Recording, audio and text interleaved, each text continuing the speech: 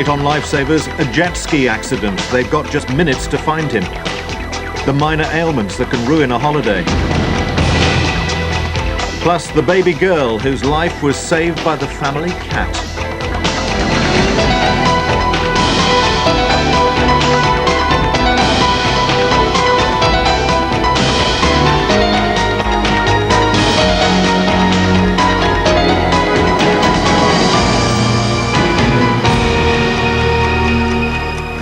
This is the King George V dock in the East End of London. It used to be a busy commercial dock, but now it's a playground for water sports like jet skiing. There are 65,000 of them around the UK now. Their speed and manoeuvrability make them particularly useful for the emergency services. The lifeguards on the Wirral have had them for 4 years, and this summer Essex Police got one to patrol their beaches. For most users, it's the thrill of speeding over the water that gets them hooked. If you fall off, you get wet, and that's about it. The craft has a special cut-off switch, this thing here which stops it dead if you come off so that you can swim back to it, or at least that's the theory. Our first reconstruction tonight takes us to Colwyn Bay in North Wales. There, jet skiers have to be particularly careful if there's a strong offshore wind.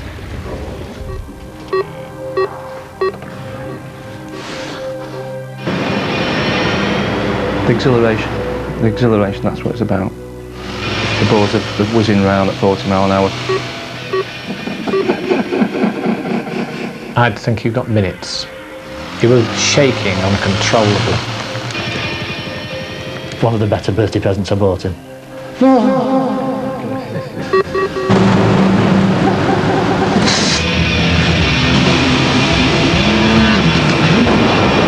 Just gets your adrenaline going. No farts, just pure freedom. Oh, ecstasy, brilliant, fantastic.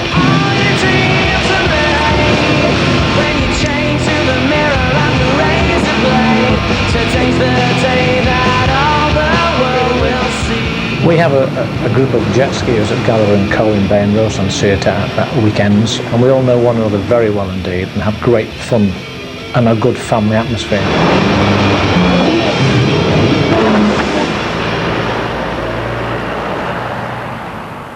In April 1996, two friends, Steve Walker and Mike Hodgett, visited Colwyn Bay for the first time. In our reconstruction, Steve is played by an actor. Mike takes part as himself. Steve and I, very good friends. We've been through a lot together. Good times and bad times. We've done quite a few things. Jet skiing was the latest craze. When we set off towards Colwyn Bay, about halfway there, the wind was whipping in my ears. It was a quite cold, windy day. And I decided to get my hat. My friend Mike had bought it me for my birthday the previous year in November. This was the first opportunity he had to wear it. I'm just very glad he did. When you first get out there, I suppose you have a tendency to show off. I think everybody does a little bit. But it's just such good fun, spinning around in the water. You've got to fall off the jet ski at some point, otherwise you've not took it to its limits. I went into a half sort of 360 spin, and as I came out of the 360, I just happened to be facing out to open sea, and I just throttled it to take it out of the spin, and just headed directly out to sea. And I've been going out there for possibly 3 to 4 minutes when I decided to look around just to see how far I'd actually gone out. And when I looked round, I thought, geez, I'm a bit far out here, I better turn around and come back. So I locked it over to the left. As she swung round, a wave just caught me. As it crashed over, it pushed me straight off the jet ski. When I came to surface, I'm looking round to get stock of the situation where I am in relation to my jet ski, and I see she's probably idling around about 15 to 20 yards away. I'd only gone about 2 minutes and I felt absolutely exhausted, totally exhausted. I can see the jet ski getting blew farther and farther away. I'm thinking, how the heck have I got in this position? Because I fell off it dozens of times, and this particular time I can't get back to it. I'm swimming like crazy, I ain't going anywhere, and the buoyancy aid is holding me back. It was at this point that it crossed my mind, should I take it off? And I actually unbuckled the top 2 fasteners. I thought better of it because I'm not that good of a swimmer, and I know I've probably got 10 minutes absolute tops. If I can't make it to that jet ski, that's me over. And I wasn't prepared to take that chance. In between this, I'm looking to the jet ski, I'm looking to the shore, and I know my life's going to depend on it, which way I'm going to go. In the end, I decided to swim for shore. After I'd been swimming for maybe 20 minutes, I realised I'm virtually getting nowhere. I'm thinking, Mike, you must know I'm lost now. You must know.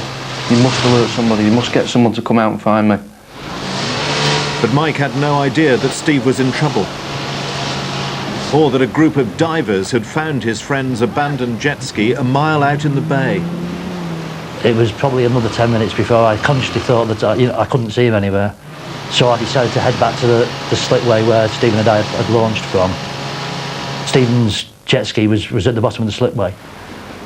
My immediate reaction was he'd gone to perhaps get a cup of tea.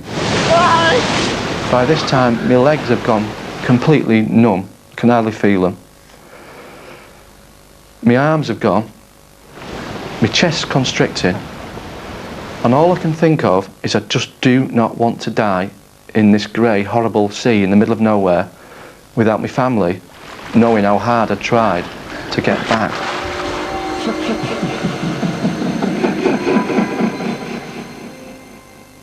London, no mobile. This is Holyhead Coast Guard. Coast Guard Andy Collis was on routine patrol when he heard that a jet ski had been recovered from the bay without its rider. With the temperatures of the water being so low in April, they would have been suffering hypothermia in no time at all. So we knew if there was someone missing, it was an immediate job. The RNLI launched 2 lifeboats, but the sea conditions meant they'd take at least 15 minutes to reach the search area. Hello, Chris. Oh, cheers, mate. Meanwhile, Andy Collis tried to find out who owned the jet ski. Listen, we found a jet ski. Any of your guys missing? You're joking? No, I don't know. Somebody's missing. Who's missing? Hang on, we better check. Let's have a head count. He's there. Yeah? Well, everybody's there. What bike's he on? Yamaha, purple and white. Yamaha, purple. Who's got one of them? Immediately, they knew it wasn't a local jet ski. Let's go and look. Let's go and look. I couldn't stop them from going out. As soon as I told them the location, they were off. We didn't have a clue who we were looking for. We didn't know anything, but I thought it's just got to be worth a try. We've spread out approximately 15 to 20 feet apart. When we got over half a mile from the end of the pier, the wind was just bitingly cold. It was cutting into you, but we all kept going because we just hoped that we could find someone in the water. By now, Mike had realised that Steve had not just gone for a cup of tea. I think my friend's missing out there. My imagination was just wreaking havoc, really. How long's he been missing? How long's he been out We there? launched about 50 minutes ago. 50 I wouldn't let minutes? myself believe it, but I thought he'd possibly gone, obviously. We'd seemed to have been going out for what seemed like a long time, but one can see at least quarter of an hour, and you can cover quite a distance on that length. I thought that if anybody's out in this water, you must really think the end of the earth is coming. It is a needle in a haystack. I began to wonder whether he was alive or whether he was dead. Then, out of the blue, one of the skiers on my left-hand side had spotted him in the water. I just couldn't believe that we'd actually found him. He was so cold. I don't think he would have survived above another 5 minutes in the water. I think 5 minutes would have been the maximum. We've got you. You're safe. John Dean knew that they'd need help to bring Steve ashore, so he'd sent his son to find a boat. I think they found him, you know. By now, Steve had been in the water for more than an hour. But because the ambulance wasn't there, we put him straight into the back of the Coast Guard pickup with a cover on the back. Straight in. Keep him. Get him up. Cut him over. Keep him warm. I could see he was shaking violently, but I think in my heart of hearts then I knew that he was going to be all right. Steve needed treatment for severe hypothermia, but his condition could have been far worse. Luckily, the most important thing was he was well prepared for the day. He had got on his helmet, he'd got on a good suit, he got on his life jacket, but he just hadn't bargained on the rough sea and the offshore wind. The cardinal rule is never go out by yourself. It is the most dangerous thing you can do. It was only later that I thought about the hat and how much heat you can lose to the top of your head. It's one of the best birthday presents I've ever bought Stephen. When I got home, and I've given it some deep thought about keeping the jet ski or getting rid of the jet ski, I thought, well, every time I'm going to go out, my wife, Yvonne, and my daughter Ellie is going to be worrying, especially my daughter Ellie, because she was in tears when I got home, and she was quite concerned. It would be selfish of me just to keep the jet ski and go out with them worrying every single time I went out. So I decided to turn the jet ski into a conservatory, and that's what I built.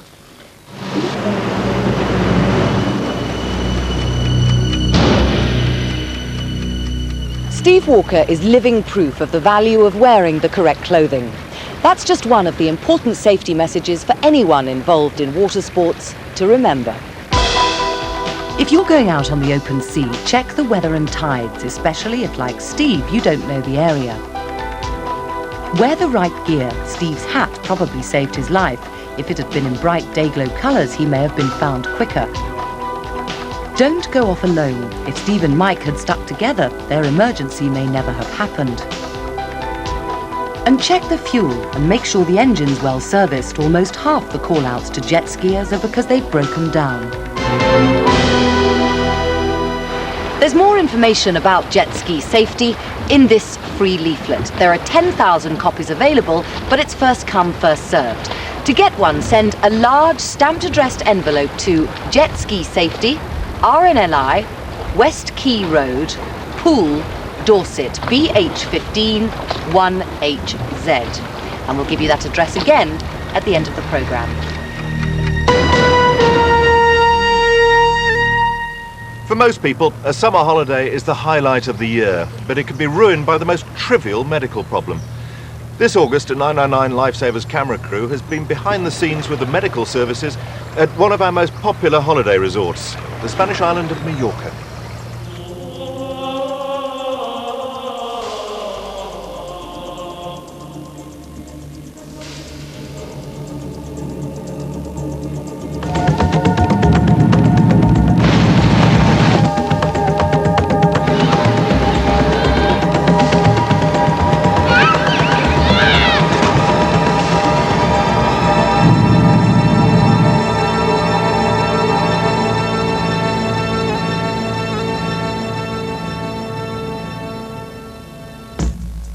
Spain, like other EC countries, provides subsidised treatment for UK tourists in its public health clinics. One doctor here, John Guillemet, was born in England. His colleague, Maria Jose Juan, is a native Mallorcan. Their latest casualty is Peter Wilson from Middlesex, who's arrived with a sore foot. What has happened? Pulled the boat up on the rocks. The leaf that's been given outside. Which involves standing on some sea urchins. Okay, we'll have a look here. Did you put this on yourself? About 2 hours ago. The problem is you stepped on the sea urchin and they've got infected, you see. If you feel at all unwell throughout your holiday, it's important to go and see a doctor to seek medical help and try not to diagnose yourself. Well, now I just take out a few of the spines, you know, and with the hard, dry callus is a bit more difficult. But if any of them are sort of a bit over-infected, they come out because there's sort of a bit of pus around it, so they sort of come out easier. I'll give you the antibiotic for 3 days coverage. If you need more, then the doctor that sees you will tell you to carry on, all right? So don't be afraid to go to a clinic or a doctor, a local doctor, because if you can't speak the language, there'll always be an interpreter or a representative at hand to help you. It does worry us getting sunburnt, but always I put protection on. Factor 2 would be 2 hours in the sun is like having spent 1.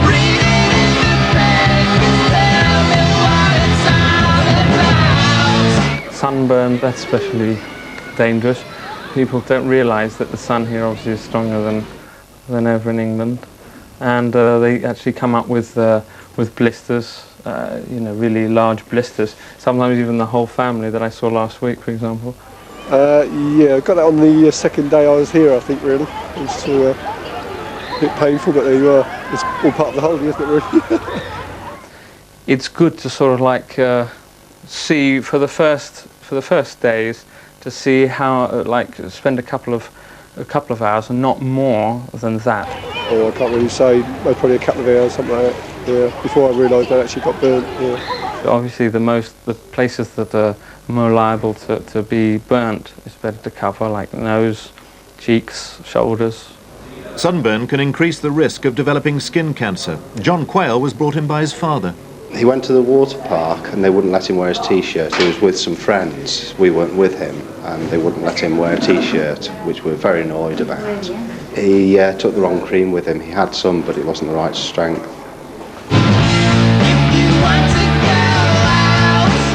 Well, it was a couple of days ago, Katie was complaining about having a sore ear.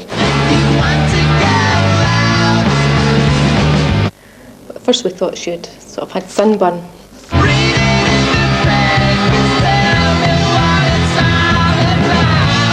But it just sort of gradually got worse and she wouldn't let us touch it, so we thought it must be ear infections because she's had quite a few ear infections in the past. Wait a minute, I'll try not to hurt you. Tilt your head this way. Does it hurt if I press here? It hurts a lot, does it? Okay. It was quite hard to see her ear because she had acute pain, especially when sometimes the actual conduct is windy and it's hard to see the eardrum. Therefore, you had to pull it slightly to make it straighter, and that obviously created a lot of pain. Around a third of holidaymakers who visit this clinic are suffering from ear infections, most due to swimmer's ear, where the water washes away the protective wax, leaving it open to infection. I'm sorry about that. Swimmer's ear, which is external ear infection, is quite common in tourists because obviously they're here to swim and especially in the swimming pools they get the infection,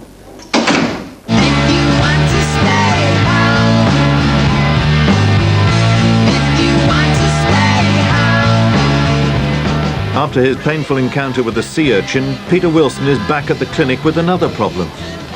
Buenos días, habla inglés, ¿eh? No.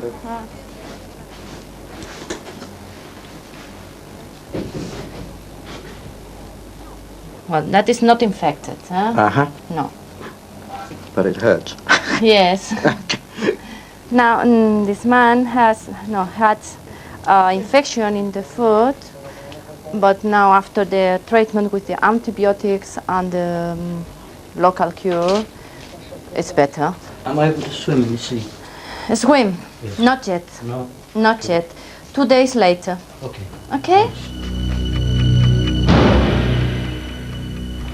Peter Wilson learnt a very painful lesson about the dangers of sea urchins, just one of the animal hazards waiting for the unsuspecting holidaymaker.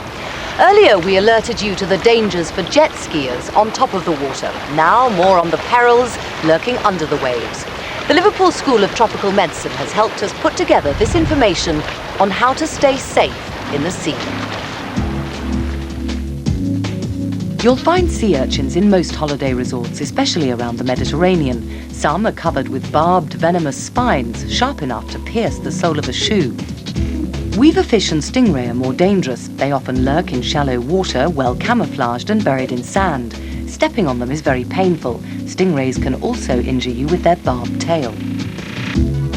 In tropical resorts like Australia and the Maldives, you could come across stonefish and scorpionfish. If they spike you with their venomous fins, it's very dangerous, sometimes causing unconsciousness or even death.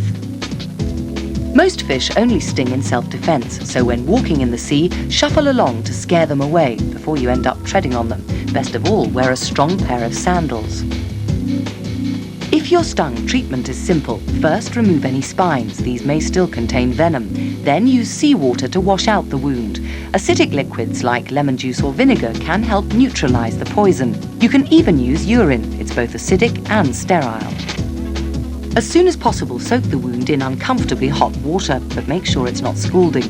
Keep it there for at least 30 minutes to make sure the heat destroys the poison. Many jellyfish have long, stinging tentacles which can wrap around the arms and legs of swimmers. If this happens, don't hit out at them. That could release thousands of stinging cells, making matters much worse. If you are stung, pour on dry sand or talcum powder. It'll then be easier to remove the stinging cells. In some people, fish stings, like insect stings, can trigger a severe allergic reaction called anaphylactic shock. If someone has difficulty breathing and has a rash, call for an ambulance immediately. If they lose consciousness, put them in the recovery position and be prepared to do the ABC of resuscitation. Although serious injuries are rare, a fish sting can still ruin a holiday. Remember, unfamiliar surroundings may contain unfamiliar dangers.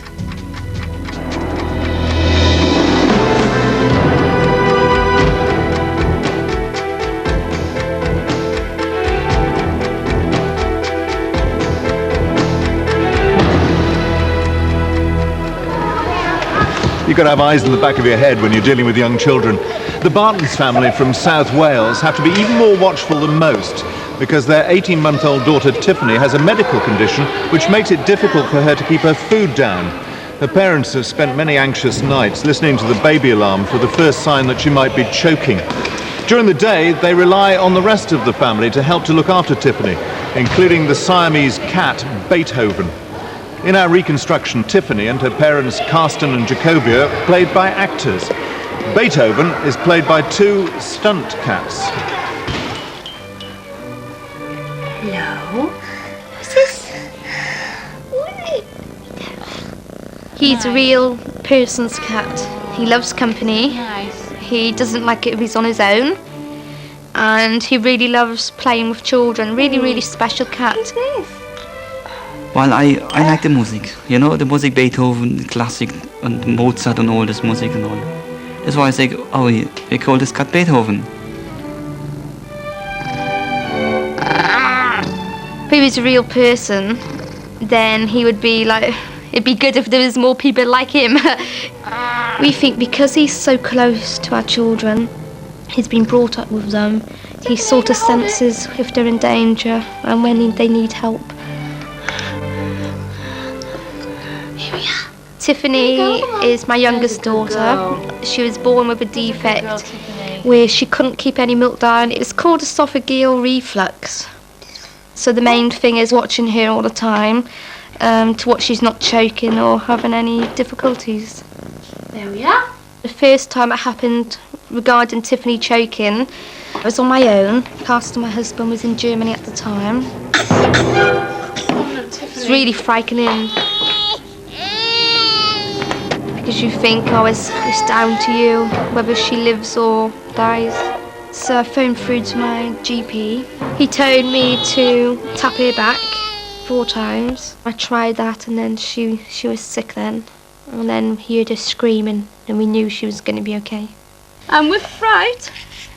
It jumped at me. My 2 sisters, Helen and Jane, they live really close by to me, just up the road. Again, that's just right. It's perfect, said the little girl. They've been really supportive to me. They'll come and help out with Tiffany, just playing with her for half an hour to give me half an hour's rest. Throughout the evening and night, myself and my husband Karsten take it in turns. We get up throughout the night and touch her chest, make sure she's still breathing. We use the baby alarm all the time, but if we were exhausted, then we may not have heard the alarm. Tiffany's condition means the family can never relax. Being caught off guard could have fatal consequences. There was my sister Helen, me, and there was Jacoba and Karsten. She's nearly asleep now. Do you want to go and say goodnight? Okay. I say, gute Nacht, schlaf gut. It's in German. When it's made in English, good night, sleep well.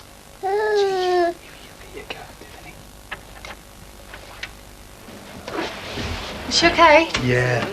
We check her, say every 20 minutes one of us would go up and make sure she's breathing, make sure she's okay and sleeping peacefully. I was watching one of the movies my sister Jane had brought round for the evening. We were sitting down there eating pizza and the cat started making a lot of noise. Then you went to the door. I said, Jacoba, weißt was? is something wrong, you know. It had terror in its eyes. It was definitely sensing something. Siamese cat has gone and meow of its own. It's yeah. I opened the door and then he just ran up the stairs. He was determined to get up there and he just went. There was no way I could have catched him.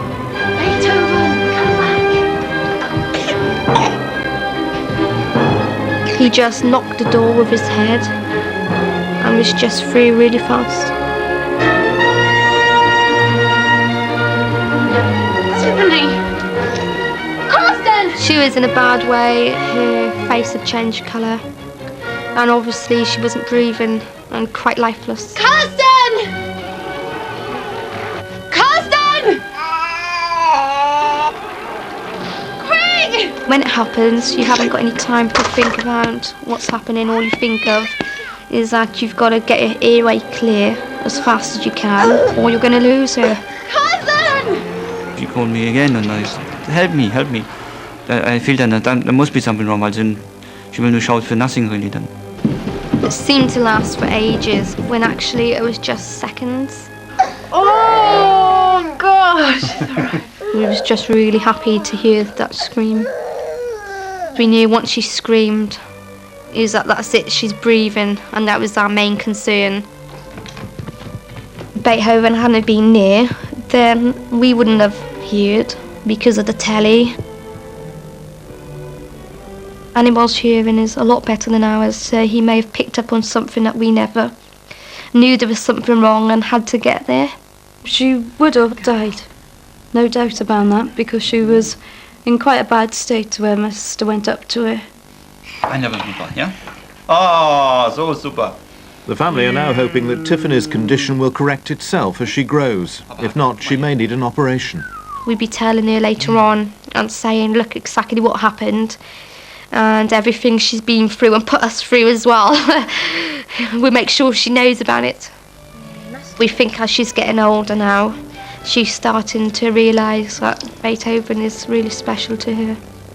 Beethoven is brilliant with the kids. That's why I love him, really.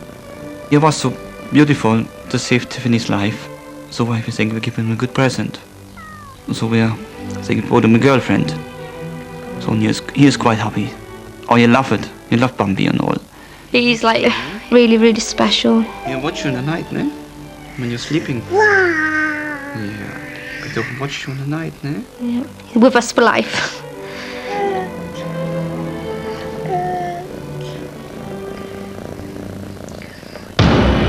On the next Lifesavers, an accident at a fish and chip shop leaves the owner badly burnt and marooned in the middle of a reservoir. The man who risked his own life for his drowning pet. You think to yourself, well, there's no help coming here, but how long can we stay? How long can we last? To get your free leaflet on jet ski safety, send a large stamped addressed envelope to RNLI, West Quay Road, Poole, Dorset, BH15 1HZ. And there'll be more 999 Lifesavers in 2 weeks' time. In a moment tonight, it's a question of sport.